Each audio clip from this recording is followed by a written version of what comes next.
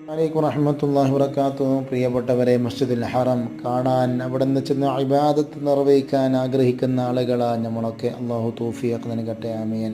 മസ്ജിദുൽ ഹറമിൽ ചെന്ന് നിസ്കാരം നിർവഹിച്ചാൽ ആ നിസ്കാരത്തിൻ്റെ പ്രതിഫലം എത്രയാണെന്ന് പല ആളുകൾക്കും അവ്യക്തമാണ്. സ്വഹീഹുൽ ബുഖാരിയിൽ മഹാനായ ബുഖാരി ഇമാം തങ്ങൾ 1190 നമ്പറായി ഒരു ഹദീസ് കൊണ്ടുവരുന്നുണ്ട്. ഹബീബ് സല്ലല്ലാഹു അലൈഹി വസല്ലം തങ്ങൾ പറയുകയാണ്, മസ്ജിദുൽ ഹറമിൽ വെച്ചിട്ട് നിസ്കരിച്ചാൽ, അത് സുന്നത്താണെങ്കിലും ഫർളാണെങ്കിലും, അത് അദായിട്ടാണെങ്കിലും ഖളായിട്ടാണെങ്കിലും നിസ്കാരം നിർവഹിച്ചാൽ കിട്ടുന്ന പ്രതിഫലം ബിമിഅത്തി അൽഫി അൽഫിൻ സലാസ മറാസ്, 10,000 കോടി പ്രതിഫലമാണത്രേ. അല്ലാഹു തൗഫീഖ് നൽകണേ. അതുപോലെ തന്നെ ഷാഫി മദ്ഹബിലെ ഇമാമിയങ്ങൾ തുഹ്ഫ 4-ാം വാള്യം 65-ാം പേജിലും, അതുപോലെ തന്നെ തുഹ്ഫയിൽ തന്നെ 10-ാം വാള്യം 95-ാം പേജിലും നമുക്ക് കാണാൻ സാധിക്കും ഈ പ്രതിഫലം. അള്ളാഹു നമുക്ക് അനുഭവിക്കാൻ, നമുക്കത് നേടിയെടുക്കാൻ തൗഫീഖ് നൽകട്ടെ.